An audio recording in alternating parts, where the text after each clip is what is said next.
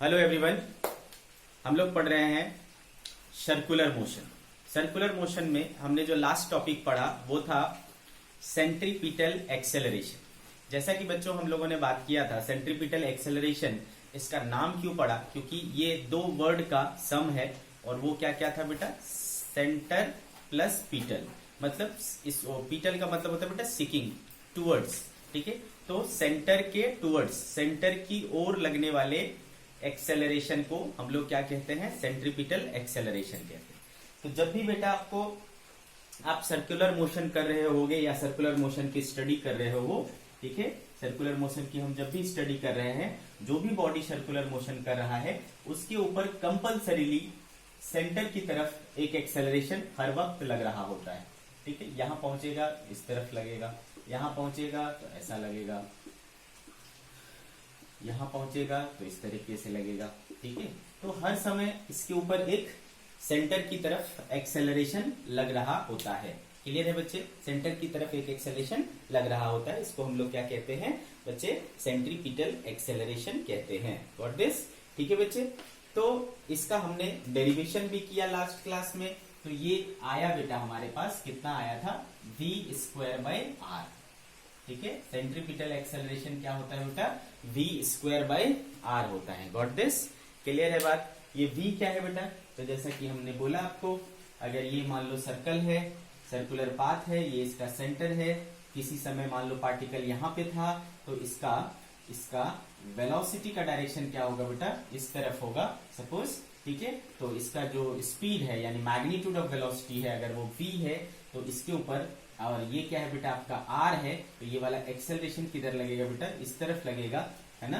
तो ये वाला जो सेंट्रीपिटल एक्सेलरेशन है वो क्या हुआ? देखो v²/r हुआ। तो इस समय, है ना बेटे, इस समय जो स्पीड रहेगा इसका v²/r करेंगे तो आपको क्या मिलेगा? सेंट्रीपिटल एक्सेलरेशन मिलेगा। अच्छे से समझ में आ रहा है आपको, है ना? ये क्या मिलेगा अपने को? सेंट्रीपिटल एक्सेलरेशन मिलेगा। अब इस पर कंसेप्चुअली कुछ छोटे छोटे पॉइंट्स आपसे पूछे जा सकते हैं। क्या क्या? जैसे कि अगर मान लो मैं यूनिफॉर्म सर्कुलर मोशन की बात करता हूं, चलो मैं बात कर ही लेता हूं इसके बारे में। हमने जैसा कि पहले बोला था कि दो तरह के सर्कुलर मोशन पढ़ेंगे, uniform circular motion and non uniform circular motion. तो uniform circular motion, uniform circular motion क्या होता है भाई? यूनिफॉर्म सर्कुलर मोशन, तो देखो बेटा यूनिफॉर्म सर्कुलर मोशन क्या होता है? If a body travels with constant speed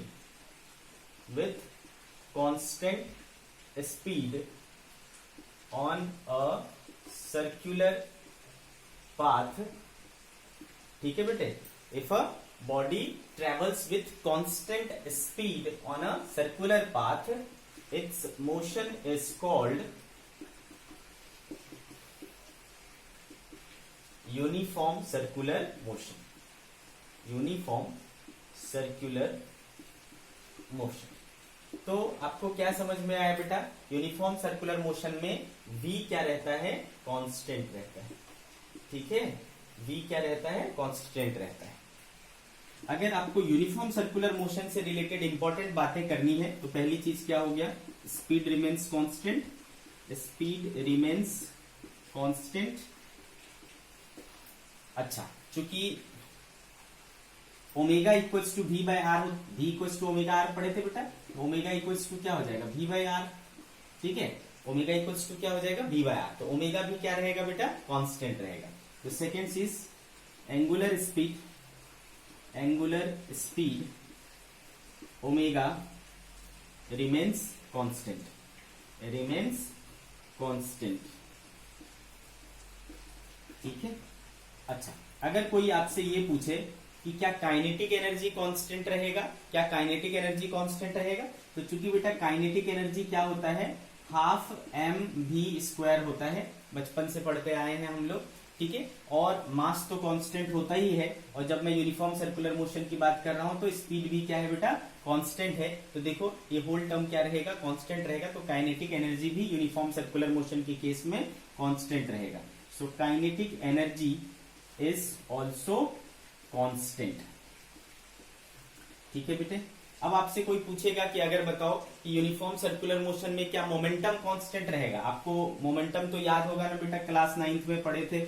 momentum क्या होता था, m इंटू वी, और मोमेंटम जो है वो वेक्टर क्वांटिटी होता है, क्योंकि मास इंटू वेलोसिटी होता है, मास इंटू वेलोसिटी होता है। आप गौर से देखें बेटा, इस यूनिफॉर्म सर्कुलर मोशन में मैं क्या कह रहा हूं, स्पीड कांस्टेंट है, और स्पीड क्या है, magnitude of velocity. Speed is what, magnitude of velocity. तो स्पीड भले कांस्टेंट रह रहा है, मैग्नीट्यूड भले कांस्टेंट रह रहा है, बट डायरेक्शन कंटिन्यूअसली क्या हो रहा है बेटा, चेंज हो रहा है। डायरेक्शन यहाँ पर है ना, डायरेक्शन कैसे पता करते हैं बेटा, टेंजेंट ड्रॉ करके।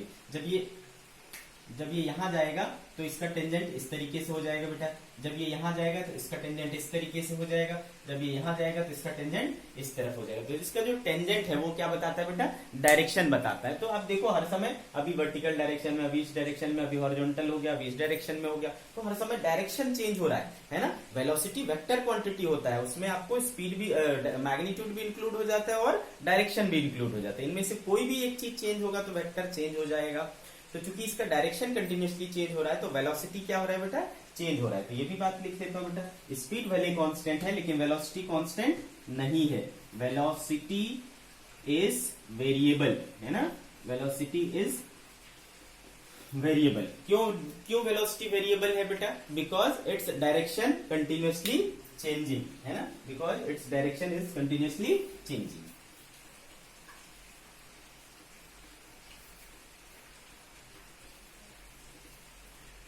Vector is variable because its direction is continuously changing. Clear है? Its direction is continuously changing. Got this? ठीक है। और क्या बच्चा, हाँ, तो मैं बात कर रहा था मोमेंटम। तो मोमेंटम चूंकि क्या होता है, मोमेंटम m इंटू वी होता है, वेलोसिटी, मास इंटू वेलोसिटी होता है। और वेलोसिटी चूंकि क्या हो रहा है बेटा, चेंज हो रहा है, वेलोसिटी चेंज हो रहा है, दैट मीन्स मोमेंटम भी क्या होगा, चेंज होगा। तो मोमेंटम भी इसका क्या होगा, variable. Momentum is also variable. ठीक है बेटा। आपको क्वेश्चन किस तरीके से पूछेगा, आपको दे दिया रहेगा कि बताओ इनमें से कौन सा चीज है ना यूनिफॉर्म सर्कुलर मोशन में कांस्टेंट रहता है। ठीक है, तो सारी चीजें दे दी रहेगी ऑप्शन में, आपको पहचानना रहेगा कौन सा कांस्टेंट रहता है। तो आपको पहचान लेना भाई, आपको दिख रहा है कि कौन कौन सी चीजें कांस्टेंट है, कौन कौन सी चीजें वेरिएबल है। ठीक है, तो मोमेंटम इज ऑल्सो वेरिएबल। तो ये कुछ प्रॉपर्टीज हो गई बेटा यूनिफॉर्म सर्कुलर मोशन की। अब आओ बात करते बेटे। अभी जैसे कि हमने देखा कि सेंट्रीपिटल एक्सेलरेशन का फॉर्मूला क्या है बेटा, v²/r, है ना। जब बात कर रहा हूं मैं यूनिफॉर्म सर्कुलर मोशन की तो v क्या हो गया, कांस्टेंट हो गया। रेडियस भी सर्कुलर पाथ का क्या है, कांस्टेंट है। अगर एक सर्कल ले लिया तो भाई रेडियस फिक्स ही रहेगा ना, तो v भी कांस्टेंट हो गया, r भी कांस्टेंट है हो गया। तो सोचो सेंट्रीपिटल एक्सेलरेशन क्या होना चाहिए, सेंट्रीपिटल एक्सेलरेशन जो है वो कांस्टेंट रहना चाहिए या वेरिएबल होना चाहिए, बहुत बड़ा सवाल। ठीक है, बहुत इंपॉर्टेंट, दिमाग वाला। तो बताओ आपको क्या लगता है, गेस करो।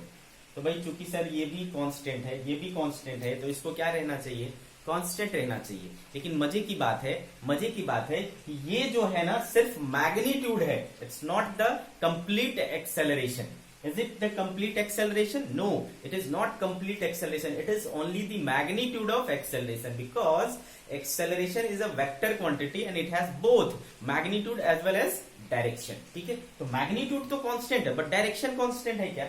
डायरेक्शन कांस्टेंट होगा तभी एक वेक्टर क्वांटिटी क्या हो सकता है, कांस्टेंट हो सकता है, जब उसका मैग्नीट्यूड एंड डायरेक्शन दोनों के दोनों कांस्टेंट हो। है कि नहीं बेटा, आ रही बात समझ में। तो जैसा कि हम लोग जानते हैं,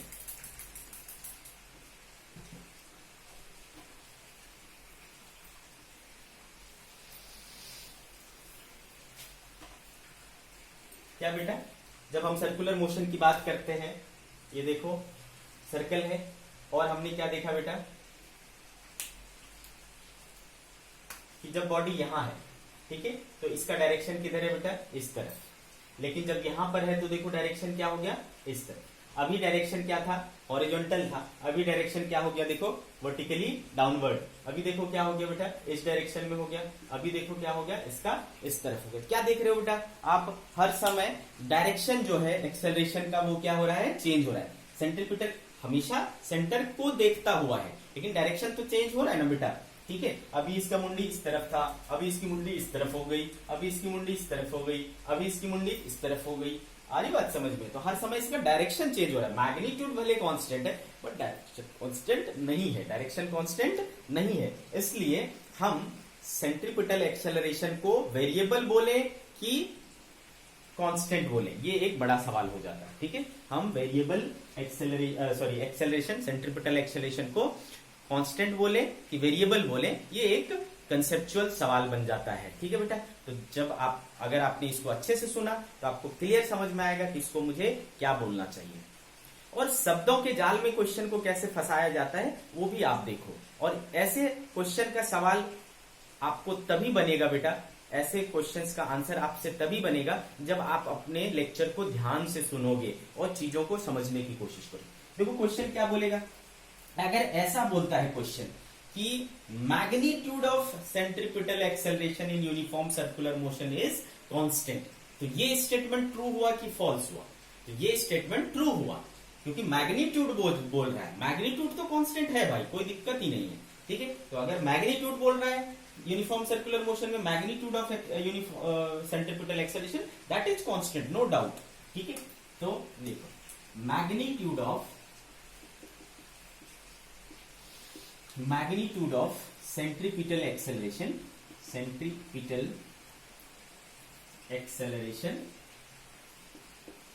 इज ऑल्सो कांस्टेंट। ये किस केस की बात कर रहा हूं बेटा, यूनिफॉर्म सर्कुलर मोशन की, ठीक है। मैग्नीट्यूड क्या रहेगा, कांस्टेंट रहेगा, ये इसमें कोई दो मत नहीं।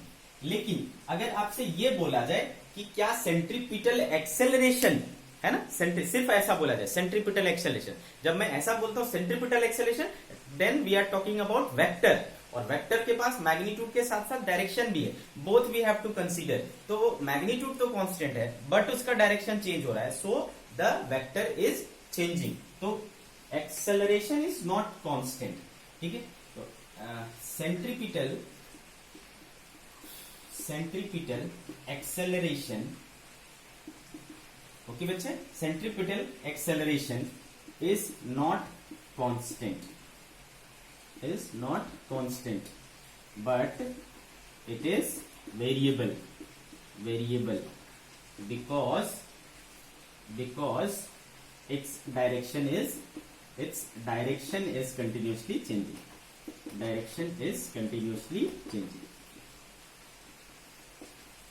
देखो तो ये बहुत सारी छोटी छोटी बातें हैं जिसको अगर थोड़ा सा भी मिस करोगे तो आपसे सवाल नहीं बनेंगे, ठीक है।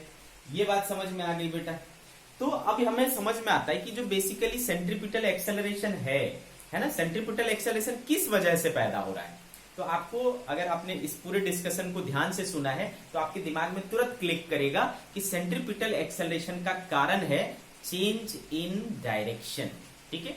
डायरेक्शन में चेंज होने की वजह से ही सेंट्रीपिटल एक्सेलरेशन हो रहा है ना, क्लियर है।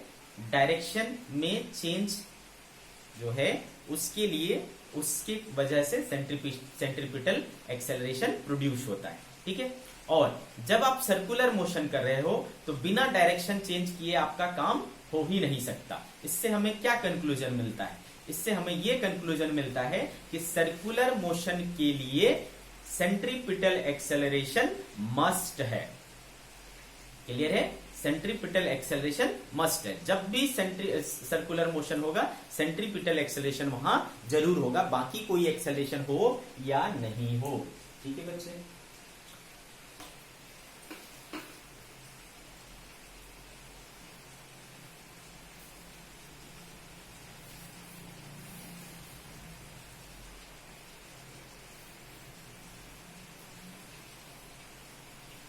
तो बेटे मैं इस बात को नोट के साथ लिख रहा हूं, काफी एम्फेसाइज करके बोल रहा हूं कि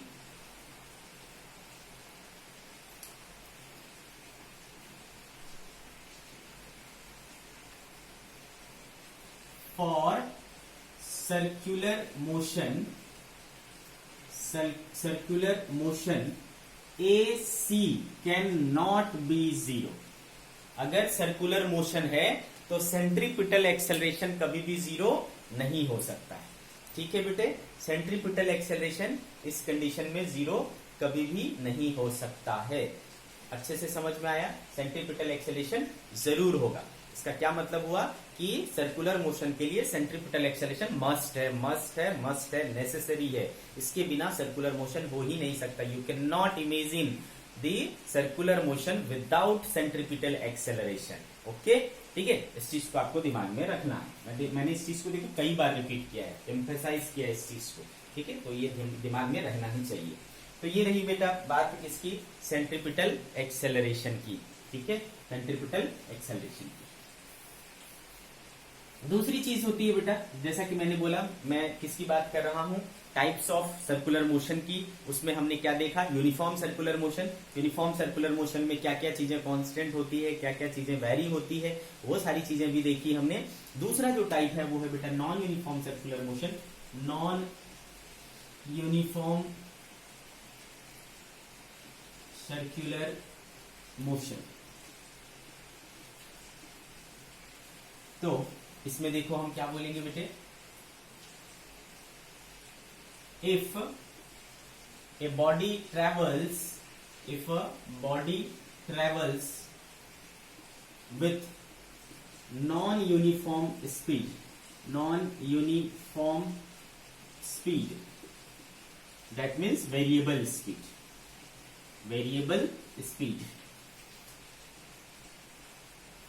on a circular path, then its motion is called non-uniform circular motion.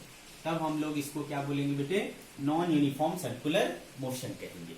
अच्छे से समझ में आ रहा है बच्चे? इसको कहेंगे हम लोग नॉन यूनिफॉर्म सर्कुलर मोशन। बहुत अच्छी बात है भाई।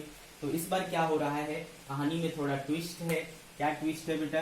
जो स्पीड था, जो वो कांस्टेंट था, अब वो स्पीड कांस्टेंट नहीं रहा। दैट मीन्स कि v भी चेंज हो रहा है। ठीक है बच्चे, v भी क्या हो रहा है? चेंज हो रहा है।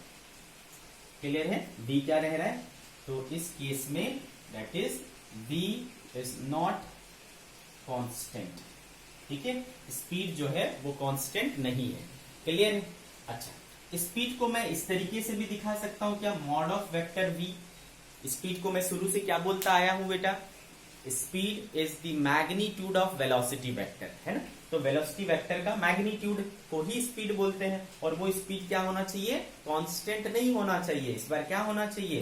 वेरी करना चाहिए। तो यहाँ पर स्पीड क्या हो रहा है? वेरी कर रहा है। Speed is variable. ठीक है, तो इस केस में नॉन यूनिफॉर्म सर्कुलर मोशन के केस में स्पीड इज वेरिएबल। अब भाई चूंकि v वेरिएबल है तो ऑब्वियसली ओमेगा भी वेरिएबल होगा। ठीक है, speed is variable, angular speed is also variable. ठीक है बेटे, सेंट्रीपिटल एक्सेलरेशन, चूंकि v हर समय बदलेगा बेटा, और ए सी क्या होता है? v²/r, तो v बदल रहा है तो ए सी भी क्या होगा? बदलेगा। तो इसमें मैग्नीट्यूड, डायरेक्शन, सब चीज बदलेगा। ठीक है, मैग्नीट्यूड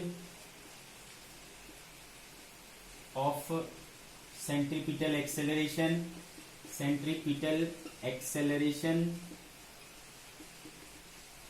इज ऑल्सो वेरिएबल। ठीक है बेटे, magnitude of centripetal acceleration is also variable. और कंप्लीट एक्सेलरेशन, सेंट्रीपिटल एक्सेलरेशन, वो भी क्या होगा? वेरिएबल होगा। Centripetal acceleration is also variable. ठीक है बेटा, मोमेंटम भी वेरिएबल होगा। Momentum is variable. यहां पर काइनेटिक एनर्जी, चूंकि v बदल रहा है बेटा, काइनेटिक एनर्जी भी वेरिएबल हो जाएगा। Kinetic energy is variable. तो ये सारी चीजें क्या है, वेरी करती है। क्लियर है बच्चे? अच्छा, एक चीज देखो बेटा, यहाँ पर क्या हो रहा है, दोनों चीज चेंज हो रहा है, दोनों चीज है ना। पहले क्या हो रहा था, सिर्फ डायरेक्शन चेंज कर रहा था, मैग्नीट्यूड कांस्टेंट था। इस बार क्या हो रहा है, मैग्नीट्यूड भी चेंज हो रहा है और डायरेक्शन भी चेंज हो रहा है ना बच्चे। मैग्नीट्यूड भी चेंज हो रहा है एंड डायरेक्शन भी चेंज हो रहा है। और पिछले डिस्कशन में मैंने आपको बोला कि डायरेक्शन जो चेंज हो रहा है ना, उसकी वजह से क्या पैदा होता है, सेंट्रीपिटल एक्सेलरेशन। ठीक है, डायरेक्शन में चेंज की वजह से क्या प्रोड्यूस होता है बेटा, सेंट्रीपिटल एक्सेलरेशन। अब यहां पर स्पीड भी चेंज हो रहा है, मतलब मैग्नीट्यूड भी चेंज हो रहा है। तो मैग्नीट्यूड में चेंज की वजह से भी कोई एक्सेलरेशन प्रोड्यूस होगा क्या सर? तो बेटा इसका आंसर है यस, एक और जो है एक्सेलरेशन यहां पर पैदा होता है, मतलब यहां पर दो दो एक्सेलरेशन एक साथ काम करते हैं। ठीक है बच्चे, यहां पर दो दो एक्सेलरेशन एक साथ काम करते हैं। उस दूसरे एक्सेलरेशन को हम लोग कहते हैं बेटा tangential acceleration. Tangential acceleration, tangential acceleration, got this? तो ये टेंजेंशियल एक्सेलरेशन किस चीज के लिए रिस्पॉन्सिबल होता है, मतलब किसकी वजह से ये एक्सेलरेशन प्रोड्यूस होता है बेटा? तो याद रखना, ये स्पीड में चेंज की वजह से। ध्यान से सुने, डायरेक्शन में चेंज की वजह से क्या पैदा हुआ था, सेंट्रीपिटल एक्सेलरेशन। और स्पीड यानी मैग्नीट्यूड में चेंज की वजह से कौन सा एक्सेलरेशन प्रोड्यूस होता है, वो है बेटे टेंजेंशियल एक्सेलरेशन। अच्छे से समझ में आ रहा है, that is tangential acceleration. So what is tangential acceleration? Acceleration कभी भी क्या होता है बेटा, rate of change of velocity. Rate of change of velocity को क्या कहते हैं बेटा, एक्सेलरेशन बोलते हैं। जब मैं बात करता हूं टेंजेंशियल एक्सेलरेशन की, it is rate of change of speed, rate of change of speed. ठीक है, तो ध्यान रहे बेटा, टेंजेंशियल एक्सेलरेशन को कैसे डिफाइन करेंगे, rate of change of speed. ठीक है बच्चे, rate of change of speed is defined as tangential acceleration, tangential acceleration। Okay बेटे, ये हो गया टेंजेंशियल एक्सेलरेशन। इसको हम लोग इस तरीके से शो करते हैं, it is shown as A T. किससे शो करते हैं बेटा, ए टी। ए टी को कैसे लिखेंगे, तो बेटा याद रखना d बाई डी टी है ना, रेट ऑफ चेंज ऑफ निकालना है बेटा। तो d बाई डी टी किसका, स्पीड का। और स्पीड को मैंने क्या लिखना सिखाया बेटा, मॉड ऑफ वेक्टर v। तो ये होता है tangential acceleration. d mod of v upon D T करोगे तो आपको क्या मिलेगा बेटा, टेंजेंशियल एक्सेलरेशन मिलेगा। क्लियर है बच्चे? ऐसा इसका नाम टेंजेंशियल क्यों पड़ा, क्योंकि ये हमेशा अलोंग द टेंजेंट काम करता है। ठीक है, it always acts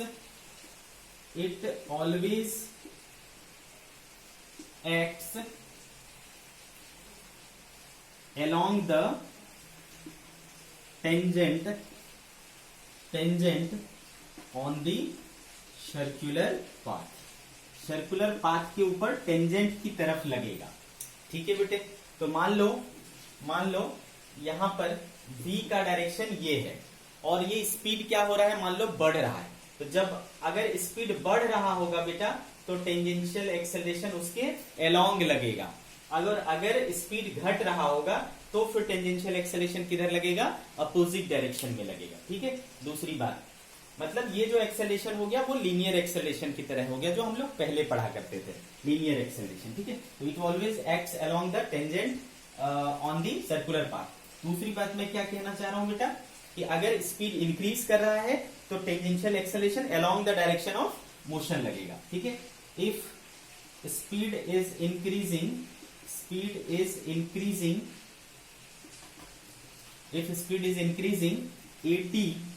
acts along the direction of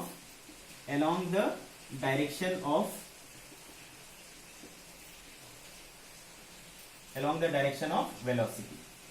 ठीक है बेटे, वेलोसिटी के डायरेक्शन में लगेगा। और अगर इफ स्पीड इज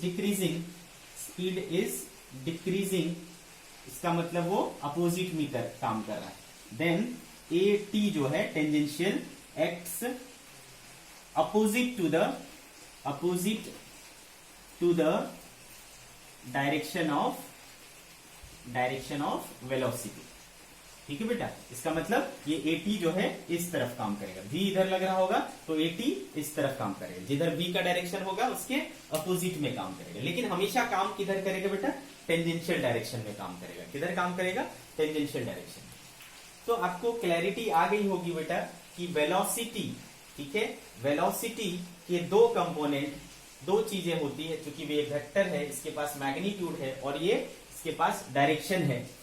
अगर डायरेक्शन में चेंज के कारण जो एक्सेलरेशन प्रोड्यूस होगा, ठीक है, उसको हम लोग क्या बोलते हैं? Centripetal acceleration.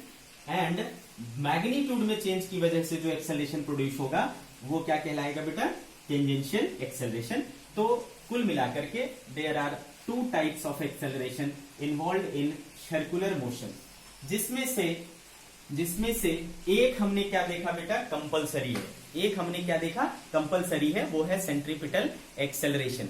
और दूसरा जो कि टेंजेंशियल एक्सेलरेशन है वो हो भी सकता है और नहीं भी हो सकता है। किसमें नहीं होगा बेटा? तो यूनिफॉर्म सर्कुलर मोशन में नहीं होगा। किसमें नहीं होगा बेटा? यूनिफॉर्म सर्कुलर मोशन में। ठीक है, तो अगेन मैं नोट के थ्रू लिख रहा हूं बेटा। Note, in case of uniform circular motion, ठीक है, वहां पर चूंकि v क्या रहता है? कांस्टेंट रहता है, स्पीड कांस्टेंट रहता है। स्पीड यानी मॉड ऑफ v क्या रहता है? कांस्टेंट रहता है। और आपने क्या देखा बेटा? AT जो है वो d/dt किसका करना है बेटा? मॉड ऑफ v का करना है। और मॉड ऑफ v कांस्टेंट हो गया, और कांस्टेंट का डिफरेंशिएशन क्या होता है बेटा? 0। तो इस कंडीशन में A टेंजेंशियल क्या रहेगा? 0 रहेगा। लेकिन AC कितना रहेगा बेटा? AC होगा सर v²/r। तो इस केस में देखा क्या कि सेंट्रीपिटल है और A टेंजेंशियल 0 है। ठीक है, अब दूसरा note, in case of non uniform circular motion, यहां पर चूंकि क्या होता है बेटा? मॉड ऑफ v कांस्टेंट नहीं होता है, वेरिएबल होता है। तो यहां पर क्या आएगा बेटा? AT 0 नहीं है होगा। ठीक है, AT 0 नहीं होगा। इन case of non uniform circular motion A tangential कुछ ना कुछ आएगा। ठीक है, और वो कितना होगा बेटा? d mod of v upon dt। Magnitude उसका कितना होगा? d mod of v upon dt। और AC भी 0 नहीं होगा। तो AC कितना होगा? जिस समय आप निकाल रहे हो बेटा, उस समय जो भी वहां का स्पीड होगा उसका स्क्वायर अपॉन r। तो क्या देखा बेटा? एक केस मिला जिसमें AC था, है, AC 0 नहीं था लेकिन AT 0 था। फिर दूसरा कंडीशन देखा जिसमें AC भी 0 नहीं है और AT भी 0 नहीं है। ठीक है बेटे, तो दोनों में क्या कॉमन है कि सेंट्रीपिटल एक्सेलरेशन कभी भी 0 नहीं हो सकता। कोई भी प्रकार का सर्कुलर मोशन हो, सेंट्रीपिटल एक्सेलरेशन 0 कभी भी नहीं हो सकता। ठीक है, तो आपको इस तरीके का कंसेप्चुअल क्वेश्चन पूछा जाएगा कि is it possible to have 0 centripetal acceleration in case of circular motion? तो आप बोलोगे नहीं, ऐसा संभव नहीं है। लेकिन अगर आपसे पूछता है कि A टेंजेंशियल 0 हो सकता है, तो यस हो सकता है, नहीं हो सकता है, नहीं भी हो सकता है कि नहीं? दोनों चीज पॉसिबिलिटी हो भी सकता है, नहीं भी हो सकता है। क्लियर? दोनों चीज पॉसिबल है। तो आप स्टेटमेंट को ध्यान से पढ़ेंगे फिर आंसर करेंगे। ठीक है, स्टेटमेंट को ध्यान से पढ़ने के बाद ही आप उसको आंसर करेंगे। ठीक है, तो ये रही कहानी बेटा टेंजेंशियल एक्सेलरेशन की। क्लियर है? तो अभी आपको ये भी समझ में आ गया कि टेंजेंशियल एक्सेलरेशन सिर्फ कब आएगा? टेंजेंशियल एक्सेलरेशन कहां होता है बेटा? नॉन यूनिफॉर्म सर्कुलर मोशन में। अगर यूनिफॉर्म सर्कुलर मोशन है तो only centripetal acceleration. Tangential non uniform circular motion है तो फिर दोनों चीजें आएंगी, है ना? टेंजेंशियल भी आएगा और सेंट्रीपिटल भी आएगा। दोनों का डायरेक्शन भी अपने को पता है। तो अगर दो एक्सेलरेशन हो गए, जैसा कि नॉन यूनिफॉर्म सर्कुलर मोशन के केस में आ रहा है, तो फिर क्या करेंगे? देखो, net acceleration in case of circular motion में अगर मुझे नेट एक्सेलरेशन निकालना है तो देख लेंगे बेटा, ये मान लो एक सर्कुलर पाथ हो गया, ये इसका सेंटर हो गया। तो अपने को पता है बेटे कि एक जो एक्सेलरेशन है वो किधर लगता है, सेंटर की तरफ होता है। ए सी या ए रेडियल या ए नॉर्मल कुछ भी कह सकते हैं, ठीक है। और दूसरा जो लगता है वो टेंजेंशियली लगता है, ए टी, ठीक है। तो ऐसे दो एक्सेलरेशन लग रहे हैं और ये भी दिख रहा है कि दोनों के दोनों acceleration perpendicular to each other है, ठीक है बेटे। क्या है, परपेंडिकुलर टू ईच अदर है। तो जब दो एक्सेलरेशन है और एक्सेलरेशन होता है वेक्टर, तो वेक्टर को कैसे ऐड करोगे बेटा, वेक्टरिली। तो हम इसको क्या करेंगे, वेक्टरिली ऐड कर देंगे बेटा। तो ये जो आएगा बेटे, ये हमारा क्या हो जाएगा, रिजल्टेंट हो जाएगा। This will become resultant A net, ठीक है। तो कैसे निकालोगे बेटा, ए नेट क्लियर है, क्योंकि दोनों परपेंडिकुलर है। तो ये क्या हो जाएगा बेटा, ए सी का स्क्वायर प्लस ए टी का स्क्वायर, ठीक है। दोनों एक्सेलरेशन का है ना स्क्वायर रूट करके स्क्वायर प्लस ऐड कर देंगे, तो ये क्या मिल जाएगा अपने को, नेट एक्सेलरेशन मिल जाएगा। तो what is net acceleration, A C का स्क्वायर प्लस ए टी का स्क्वायर, ठीक है। इससे आप क्या कर सकते हो, नेट एक्सेलरेशन निकाल सकते हो। दूसरी चीज आपसे पूछा जा सकता है कि डायरेक्शन क्या होगा बेटा, डायरेक्शन ऑफ नेट एक्सेलरेशन। तो डायरेक्शन ऑफ नेट एक्सेलरेशन अगर मुझे निकालना हो तो मैं क्या कर सकता हूं बेटा, मान लो ये एंगल निकालना है मुझे, तो फाई इक्वल टू है ना, टेन फाई इक्वल टू क्या हो जाएगा बेटा, टेन फाई। ये 80 है बेटा, तो ये भी क्या हो गया 80, और ये वाला क्या है, AC है। तो टेन फाई इक्वल्स टू क्या हो जाएगा, AT बाय AC, ठीक है। Therefore phi equals to tan inverse A tangential by A centripetal. यहां से आपको क्या मिल जाएगा, नेट एक्सेलरेशन का डायरेक्शन मिल जाएगा, ठीक है बच्चे, नेट एक्सेलरेशन का डायरेक्शन मिल जाएगा। क्लियर है। तो देखो हमने टेंजेंशियल एक्सेलरेशन और सेंट्रीपिटल एक्सेलरेशन दोनों चीजों को डिस्कस कर दिया। मैं एक बार फिर से रिपीट करूंगा बेटा, centripetal acceleration is must for circular motion. Circular motion कराना है तो सेंट्रीपिटल एक्सेलरेशन का होना जरूरी है। बट टेंजेंशियल एक्सेलरेशन हो तो भी चलेगा, नहीं हो तो भी चलेगा, ये कंपलसरी नहीं है, मे बी और मे नॉट बी। अगर हुआ तो नॉन यूनिफॉर्म सर्कुलर मोशन, अगर नहीं हुआ तो यूनिफॉर्म सर्कुलर मोशन, है ना। टेंजेंशियल वाला अगर हुआ तो नॉन यूनिफॉर्म सर्कुलर मोशन, नहीं हुआ तो यूनिफॉर्म सर्कुलर मोशन, सिंपल सी बात है। क्लियर है बच्चे, ओके। तो ये रही कहानी आपका। अच्छा, एक और चीज हम लोग छोटा सा डिस्कस करेंगे।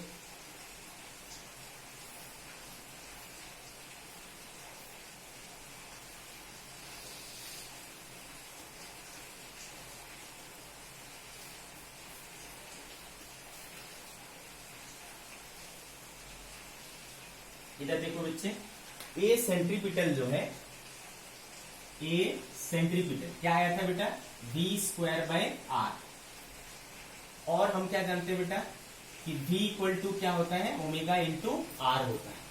तो देयरफॉर ए सेंट्रीपिटल को मैं ये भी लिख सकता हूं क्या बेटा, v के बदले ओमेगा आर रखा अपॉन आर, तो ये हो गया omega square R square by R, ये कैंसिल हो जाएगा, ओमेगा स्क्वायर आर, ठीक है। तो इसका एक और फॉर्मूला मिला, ओमेगा स्क्वायर आर, ठीक है। क्या मिला, ओमेगा स्क्वायर आर।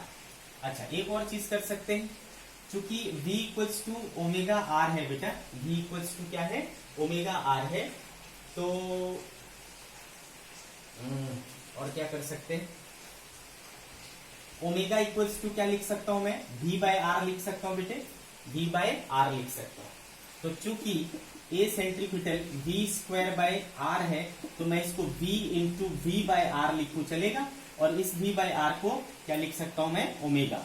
तो देखो v इंटू ओमेगा, ये भी हो सकता है। तो बेटे सेंट्रीपिटल एक्सेलरेशन के तीन फॉर्मूले हो सकते हैं, ठीक है। सेंट्रीपिटल एक्सेलरेशन के तीन रूप हो सकते हैं, v square by R, omega square R and v into omega. ये तीनों फॉर्मूले वैलिड हैं। जब जहां जो मिले वो लगा करके आप इसको फाइंड आउट कर सकते हो। ओमेगा गिवन है तो ओमेगा स्क्वायर आर करो, v गिवन है तो v स्क्वायर बाय r करो, v and omega both given है, r नहीं गिवन है, v इंटू ओमेगा यूज करो। तीन हथियार है जो जब लगे वो यूज कर लेने का। क्लियर है बच्चे? तो इसकी कहानी हुई खत्म।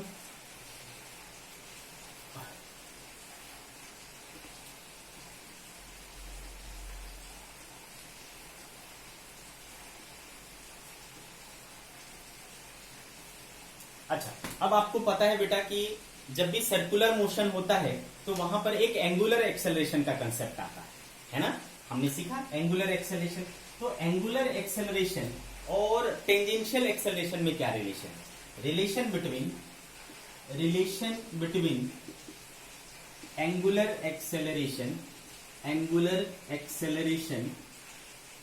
And tangential acceleration. Angular acceleration क्या हो गया बेटा? अल्फा, एंड टेंजेंशियल एक्सेलरेशन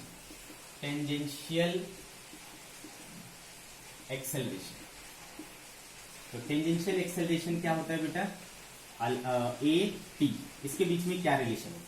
तो याद करो बेटा, उधर टेंजेंशियल एक्सेलरेशन एक प्रकार से क्या है बेटा? लीनियर एक्सेलरेशन है, और ये क्या है? एंगुलर एक्सेलरेशन है। तो हमने देखा था लीनियर एक्सेलरेशन और एंगुलर एक्सेलरेशन में रिलेशन क्या आया था बताओ? तो a equals to alpha into r आया था, याद है? तो ये ए कौन सा है? Tangential acceleration.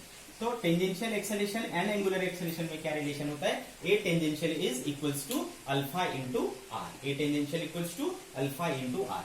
ये भी आपके लिए इंपॉर्टेंट होगा। कोई दिक्कत है बच्चे? क्लियर है कहानी आपको? तो टेंजेंशियल एक्सेलरेशन भी निकाल लिया हमने, सेंट्रीफ्यूगल एक्सेलरेशन भी निकाल लिया, दोनों के डायरेक्शन डिसाइड कर लिए हमने, सारी चीजें कर ली। ओके, अब हम लेंगे बेटे कुछ एग्जांपल और सीखेंगे कि इसको यूज कैसे करना है। Okay, how to use. अच्छा, एक और छोटी सी बात दिखाना भूल गया मैं आपको। जैसा कि हमने बोला बेटा, अगर आपको D mod of V by D T दिया रहेगा और आपसे पूछेगा कि ये क्या क्वांटिटी है, तो तुरंत क्लिक करना चाहिए। मॉड ऑफ वी दिया है ना, इसका मतलब स्पीड है, और स्पीड का रेट ऑफ चेंज क्या होता है? टेंजेंशियल एक्सेलरेशन होता है। तो दिस इज टेंजेंशियल एक्सेलरेशन, ठीक है। लेकिन कभी अगर इस तरीके का लिखा हुआ है D V by D T, फिर क्या बोलोगे? ये क्या है? What is this? तो बेटा ये क्या है? ये है कंप्लीट एक्सेलरेशन। ये क्या है बेटा? Net acceleration. क्योंकि इसमें जब मैं वेक्टर v लिखता हूं तो इसमें मैग्नीट्यूड भी आता है और डायरेक्शन भी आता है, और जब मैग्नीट्यूड और डायरेक्शन दोनों का एक साथ कर रहा हूं तो मुझे क्या मिलेगा बेटे? नेट एक्सेलरेशन मिलेगा। और यहां पर मैं क्या कर रहा था? सिर्फ स्पीड का डिफरेंशिएशन कर रहा था। स्पीड का डिफरेंशिएशन क्या होगा भाई? टेंजेंशियल एक्सेलरेशन होगा। तो देखो, एक छोटे से डिफरेंस की वजह से कितना बड़ा डिफरेंस आया है ना? ह्यूज डिफरेंस, ठीक है। D mod of V by D T लिखता हूं तो देखो उसका मीनिंग, और D vector V by D T लिखता हूं तो देखो उसका मीनिंग क्या हो जाता है। तो पूरी तरीके से धरती आसमान का फर्क आ जाता है बेटे, ठीक है। तो ये छोटी छोटी बातों को अपने को दिमाग में रखना है ना? तभी अपन इसके जो कंसेप्चुअल क्वेश्चंस होते हैं, छोटे छोटे, बहुत छोटे क्वेश्चन है ये, ऐसा डायरेक्ट आपको टिक मार सकते हो, with in a fraction of second इसका आप आंसर बता सकते हो विदाउट सॉल्विंग एनीथिंग।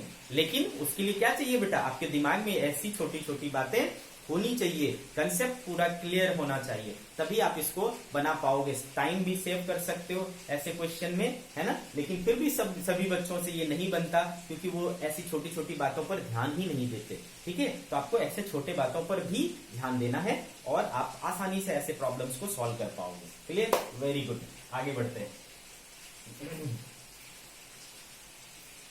अब हम कुछ एग्जाम्पल्स लेंगे।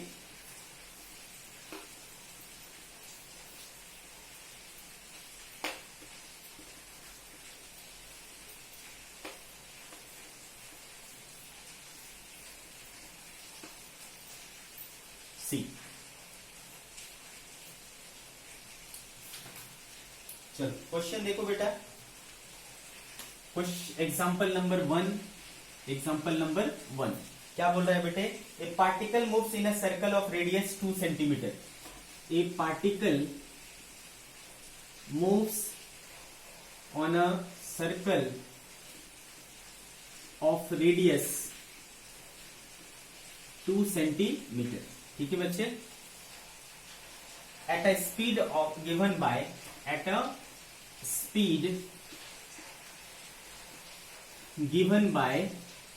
v equal to 4t, v equal to 4t, where v is in centimeter per second, where v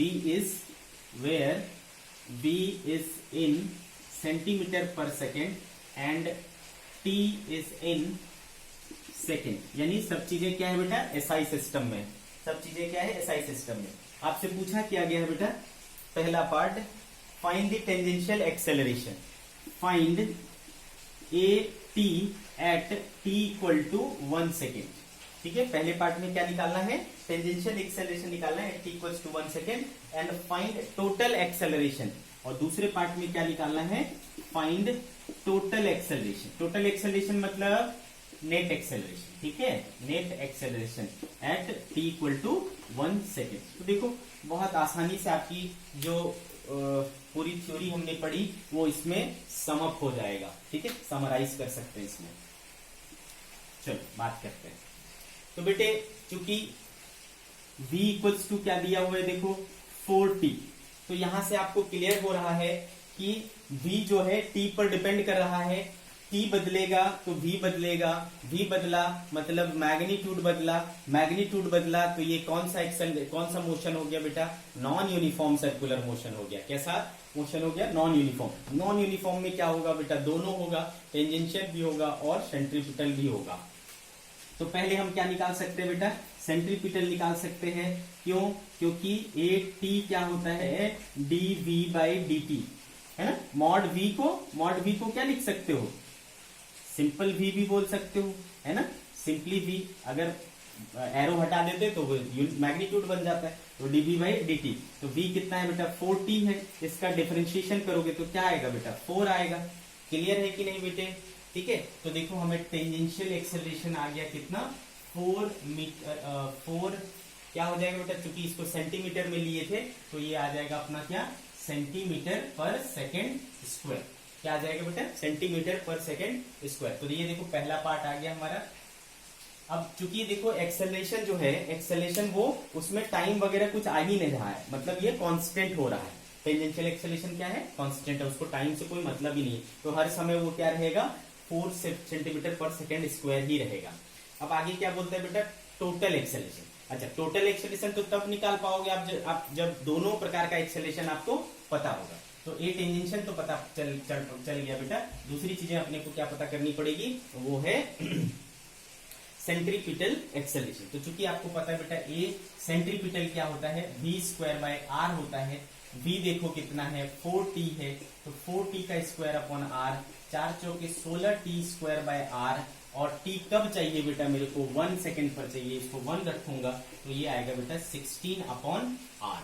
ठीक है, 16 अपॉन आर। तो 16 आर की वैल्यू कितनी बेटा 2 सेंटीमीटर, तो 2 से 8, तो 8 सेंटीमीटर पर सेकेंड स्क्वायर। ये क्या हो गया बेटे सेंट्रीपिटल एक्सेलरेशन हो गया। तो देखो मेरे पास टेंजेंशियल एक्सेलरेशन आ गया, मेरे पास सेंट्रीपिटल एक्सेलरेशन आ गया। तो मैं ए नेट का फॉर्मूला क्या पढ़ा हूं बेटा, ए नेट का फॉर्मूला पढ़ा हूं ए सी का स्क्वायर प्लस ए टी का square. So A C is 8 का स्क्वायर प्लस 4 का स्क्वायर, 64 प्लस 16 कितना हो जाएगा बेटा 80 रूट 80, 16 पंचे 80, तो 4 रूट 5 कितना आना चाहिए 4 रूट 5 सेंटीमीटर पर सेकेंड स्क्वायर, 4 रूट 5 सेंटीमीटर पर सेकेंड स्क्वायर। ठीक है बच्चे, अच्छे से समझ में आ रहा होगा आपको, क्लियर है। तो बेटे आज की सभा हम लोग यही समाप्त करेंगे। ठीक है, इसके ऊपर आप प्रैक्टिस करिए, डाउट भेजिए, हम अपना नेक्स्ट लेक्चर इसके प्रैक्टिस के ऊपर रखेंगे। ठीक है, तो आपको जो भी डाउट होता है वो आप सेंड कर सकते हैं।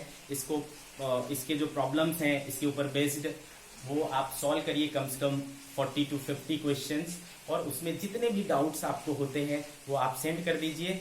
उसके डाउट्स के ऊपर हमारा कल का लेक्चर रहेगा। ठीक है बच्चे, वो सारे डाउट्स आपके वहां पर क्लियर कर दिए जाएंगे। ओके, बाय बाय बच्चों।